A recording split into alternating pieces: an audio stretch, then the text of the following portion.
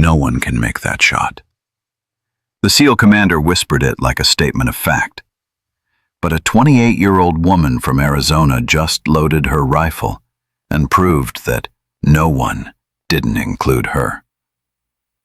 The cold sliced through every layer of camouflage at nearly 9,000 feet above the Hindu Kush range.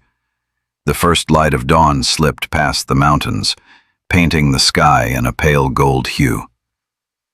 No one on the team said a word, because even a single misplaced breath could awaken the death lurking in the valley below. Amid that silence, Staff Sergeant Riley Monroe lay flat against the ground, motionless, as if she had melted into the rocks and sand. Her ghillie suit was covered in dust and mountain moss, blending her entire body into the gray, frigid landscape. Only her eyes remained, clear and deep as a midnight lake, gazing through the scope of her Barrett M107A1. In the distance stood an enemy fortress, roughly 2,280 yards from her position. So far, the heat shimmer distorted the image like a mirage. Riley adjusted the rifle's barrel slowly, precisely, down to fractions of an inch. To anyone else it was an imperceptible motion, but to her, it was the line between life and death. Behind her, 8 members of SEAL Team 7 were scattered among the rocks.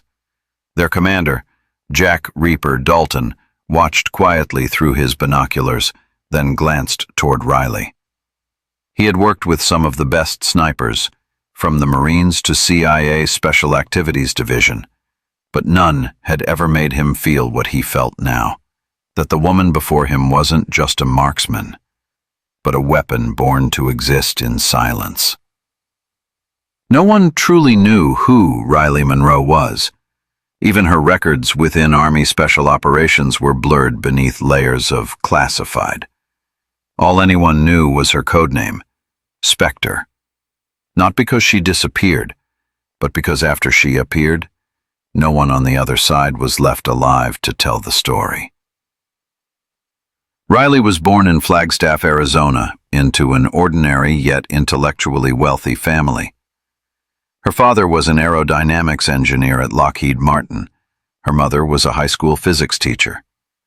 While other children gazed at stars, Riley counted in the news. In classified files, there was only a single short line. Spectre. Confirmed results. Top secret. Success rate. 100%. And now, in the biting cold of Afghanistan, she was exactly where she belonged, in a place of breath, wind, and numbers, a place where silence was the deadliest weapon of all. Commander Dalton spoke softly over the radio. "Spectre, report status."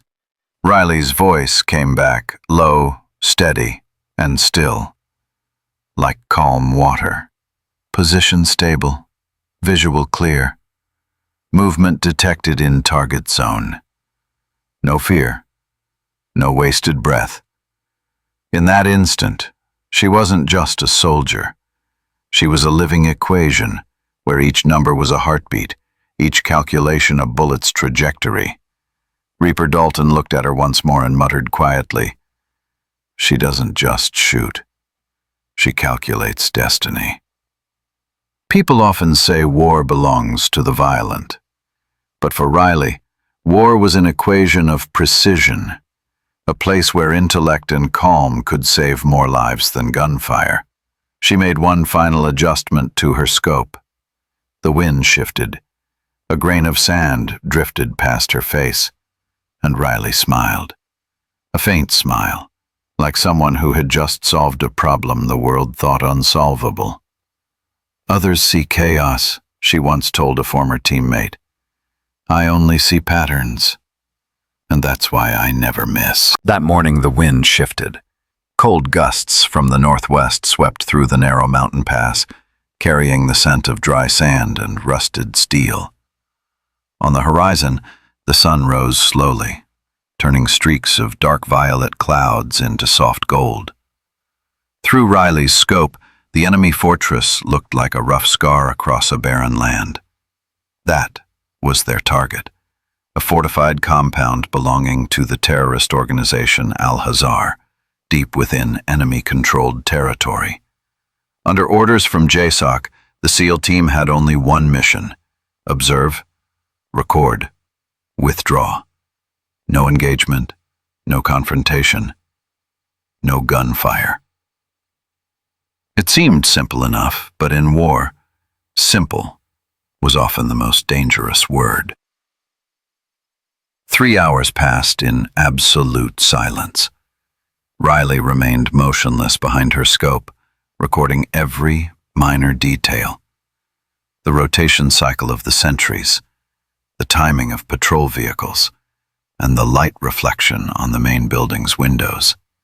Each observation she turned into numbers, each movement into equations. Beside her, Commander Dalton scanned the compound through an infrared scope. He'd taken part in over 20 operations, survived in places where even the air reeked of blood. But this time, there was something else. A strange feeling, as if something inevitable was about to erupt. "Spectre," he whispered. "Status report." 3 main structures, Riley replied. The central building is the meeting room.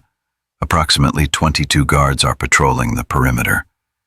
Unusual movement on the top floor. High heat signature. Possibly the command group. Dalton frowned. "We only need identification, no closer approach. Maintain position." "Roger that." Her response was brief and firm, but her tone carried something different, a low resonance, almost like a premonition. She shifted her angle, rotating the optical lens slightly. Through the distorted mirage of her scope, she saw 3 men in black uniforms, gold insignia on their shoulders. One leaned over a map table. The other 2 stood near the window, arguing intensely. Through the bulletproof glass, the map's light reflected their faces. Clear, unmistakable. 3 high-ranking momentarily, then keyed his radio and called higher command. "This is Reaper 1, confirming 3 high-value targets within the observation zone. Requesting authorization." From the other end, a deep voice came through. "If simultaneous elimination of all 3 is possible, you can engage. Priority Alpha. No further confirmation required." Dalton set the radio down. He turned to Riley, his eyes heavy yet resolute. 2,280 yards, shifting wind, open terrain, 3 moving targets. He paused, then shook his head. "No one can make that shot." Riley said nothing for several seconds. Her gray-blue eyes stayed fixed on the scope, where 3 silhouettes moved slowly among the map tables. She exhaled softly and spoke with calm certainty. "Then maybe you've never met anyone like me." Dalton stared at her for a long while. He had met plenty of confident soldiers, but none with this kind of calm. It wasn't arrogance. It was the absolute certainty of someone who understood the limits of the world and knew how to break them. "Do you understand what I'm saying?" Dalton pressed, his tone stern. "That distance is beyond the effective range of any rifle. Bullet drop exceeds 400 inches, wind drift nearly 20. Add Earth's rotation, and one small error exposes the entire team." Riley quietly reached into her pocket and pulled out a small leather-bound notebook, its corners worn and faded. She flipped through the pages, filled with dense physics formulas, wind charts, and ballistic data. A compendium of calculations most snipers on Earth had never even seen. "I understand, Commander," she said. "But I don't rely on luck. I rely on physics." "And if you're wrong," Dalton asked, "then no one will be left to tell the story." A faint smile crossed her lips. Not arrogance, just a frightening serenity. Dalton exhaled slowly. In 16 years with the SEALs, he had rejected more reckless plans than he could count. But today, he stood before a woman who made him believe that impossible was untried. "All right," he said finally. The air on the mountainside seemed to freeze. The radios were silent. Only the wind whistling gently through the barrel and Riley's heartbeat remained. Slow, steady, precise like a military clock. In front of her stretched 2,280 yards of empty distance, an invisible wall that every rule of physics insisted the bullet could not cross. Commander Dalton knelt beside her, eyes still on his binoculars. He said nothing, but Riley could feel the tension within him, the tug between reason and belief. He knew too well. If she missed a single round, the whole team would be exposed, surrounded, and none would return. "Spectre," Dalton said quietly, his voice hoarse in the wind. "I need you to understand. At this distance, every millimeter of error is a life." Riley did not take her gaze from the scope. "Sir, I understand. But error doesn't come from distance, it comes from fear." Dalton looked at her. There was nothing but absolute stillness in those eyes. Not arrogance, but the deep conviction of someone who had stepped beyond human limits. She began to make adjustments. Lower layer wind, 12 miles per hour from the northwest. At the target elevation, the headwind was about 4 miles per hour less, creating an 18-inch drift. Bullet drop at this distance? Nearly 10 meters. Air temperature, 82 degrees Fahrenheit. Pressure, 29.9 inches inchigree. Humidity, 31%. Every figure she processed in her head like a living equation.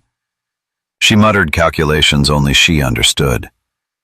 Spin coefficient of the bullet, Coriolis effect, centrifugal deviation, atmospheric thermal layers. Dalton shook his head, almost whispering to himself. "No one can shoot that far, it's impossible." Riley replied softly, her voice blending with the wind. "Impossible is only a concept for those who have never tried." She opened the small, worn leather notebook she carried on every mission. Inside were hundreds of handwritten notes. Problems on wind, air density, gyroscopic forces, center of mass deviations. Dalton glanced through it, unable to hide his astonishment. "My God," he breathed. "This is..." Remembered her father's old words. "If you can hear the wind, you will know what it says." And in that moment, Riley knew the wind was telling her. Now. She placed her index finger on the trigger. The world narrowed into a single sight line. 3 shadows framed in the enemy building's windows. Dalton leaned in and whispered, "If you're wrong, we all die." Riley answered, steady and unshaken, like a promise.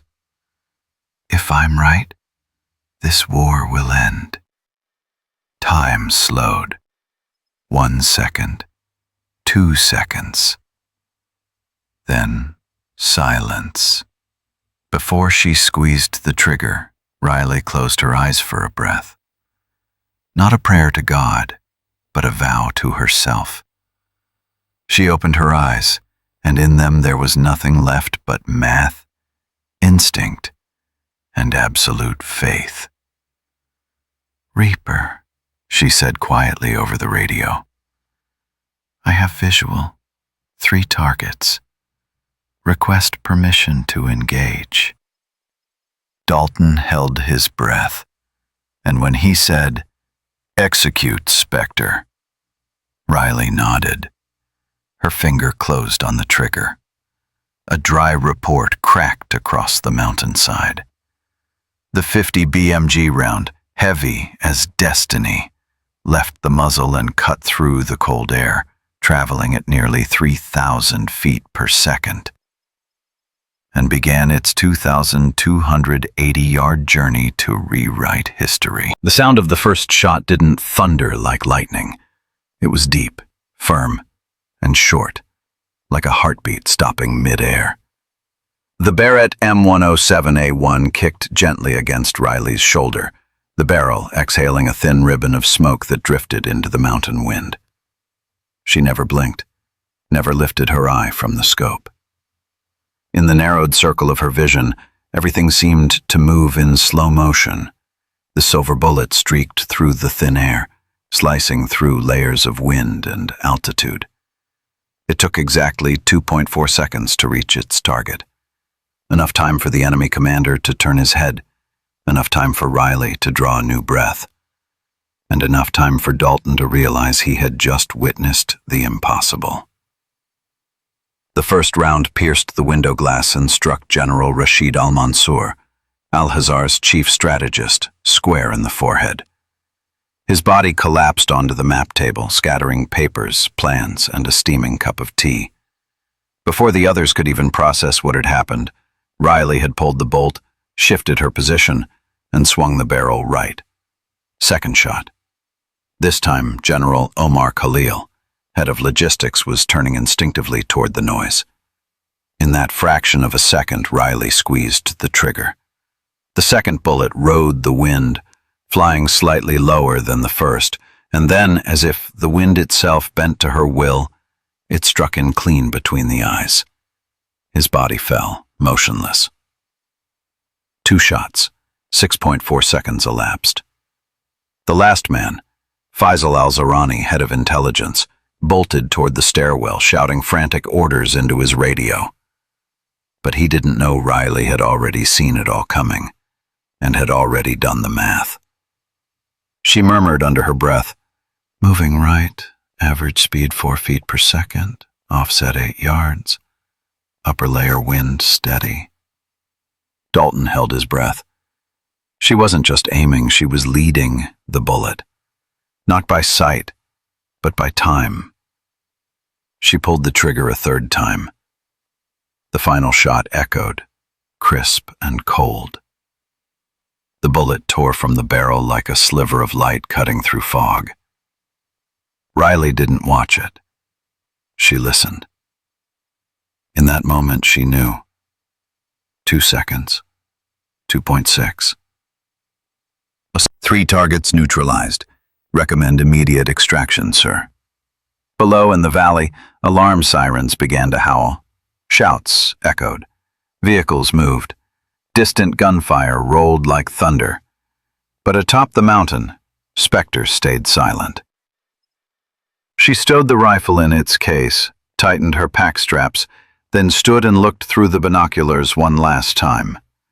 Smoke rose from the central building.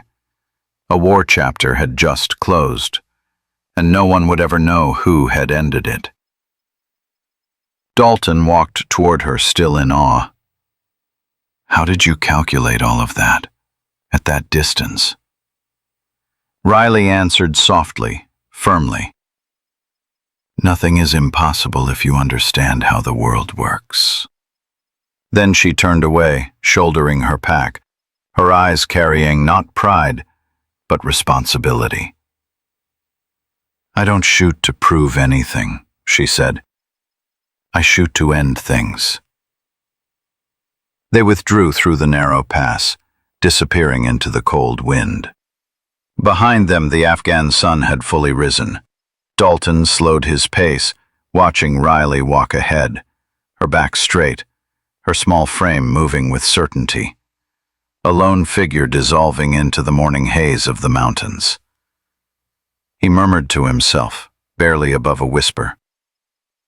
"Today, I watched the impossible become ordinary." Cold wind blew against the mountainside as the SEAL team began their withdrawal.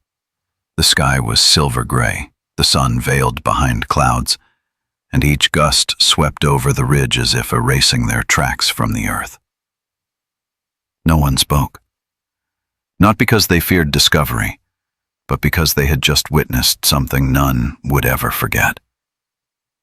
Behind them, the enemy fortress had descended into chaos. Alarms blared, engines roared, voices shouted in panic. All of it blended with the wind, the discordant symphony of fear. But amid that chaos, Riley Monroe walked calmly, her small shoulders steady as stone. Commander Dalton followed close behind, eyes fixed on her silhouette. That woman had just changed the course of an entire war zone, and she did it in 13 seconds, without a single mistake, without expecting a single word of praise. When they reached the extraction point, the team waited in silence. The UH-60 Blackhawk appeared in the sky, rotor wash whipping dust and sand into a storm. And in that moment, Dalton turned to Riley and asked quietly, "Who are you really, Spectre?" Riley didn't look at him. She tightened the strap of her rifle across her chest. "Officially," she said evenly, "Staff Sergeant Riley Monroe, Army Sniper, Recon Support." "And unofficially?" Dalton pressed. She turned, a faint, unreadable smile flickering in her eyes. "Unofficially? I'm the reason the enemy never sleeps easily." Dalton let out a small breath, half disbelief, half admiration. "You know, I've met plenty who called themselves legends. But only people like you actually live like ghosts." She didn't reply. She just nodded, then stepped aboard the helicopter. The rotor's pounding drowned everything else on the flight back to base. But inside Dalton's mind, the image of those 3 bullets kept replaying. 3 names erased from the world in just 13 seconds. He glanced at Riley, sitting quietly by the window, sunlight cutting across her dust-marked face. "I have to know," he said, almost to himself. "Was that the farthest shot you—" In every class he told recruits about Spectre, a soldier they would never meet, but whose actions changed how the world viewed precision's limits. "She wasn't a legend," he would say. "She was proof that the impossible is just something no one's tried yet." As for Riley, she continued her missions, unseen, uncredited. In classified intel archives, her file carried only the designation S09. No face, no birthplace, no commendations. Only results. And every time she left the base, people heard her say the exact few words before she vanished into the night. "I don't fight for glory. I fight to end the war faster." Years later, when historians rewrote the story of that conflict, analysts called the fall of Al-Hazar a strategic turning point. No one knew that the turning point came from a single woman, with 3 bullets and 13 seconds of absolute silence. Her name never appeared in any report. Her face never appeared in any commemorative photo. But somewhere deep within the Pentagon's most classified archives, a short handwritten note existed, penned by the SEAL commander who had been there that day. "Spectre, 2,280 yards, 3 confirmed, 13 seconds. Mission outcome, changed the war." Riley Monroe's life never needed medals, because she understood that true heroes never ask to be remembered. They leave behind silence, the kind that lingers in the space where the world quietly changes. "Some people live their whole lives to be remembered," she once said. "Me, I just want the world to stay peaceful long enough that no one has to remember me." Years passed. The world changed. Battlefields renamed, old roads buried under time and dust. But some memories never fade. They simply wait, quietly, patiently, for someone observant enough to remember. Lieutenant Commander Jack Dalton walked into the Army Tactical Museum in Virginia one winter afternoon. He was retired now.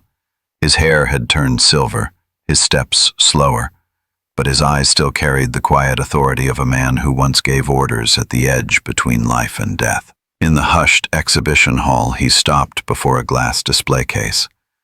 Inside, under the soft amber light, rested a Barrett M107A1. Its barrel was marked by a small scratch near the stock, a scratch whose story only he knew. Beneath the glass was a small plaque with a few simple lines. Barrett M107A1, standard issue weapon used in special operations. Origin, classified. Year of service, classified. No name, no unit, no operation. But Dalton knew. He knew every curve of that barrel, every faded mark of paint, every screw. It was her rifle. Spectre's rifle. Riley Monroe's. A young museum curator walked by, noticing the older man standing silently for a long time. She paused and asked softly, "Sir, did you know the person who used that rifle?" Dalton smiled faintly, his gaze distant. "She didn't want anyone to know her." "Why not?" the girl asked. Dalton's voice was calm, almost reverent. "Because people like her don't fight to be remembered. They think so others can live without having to remember war." The young woman fell silent.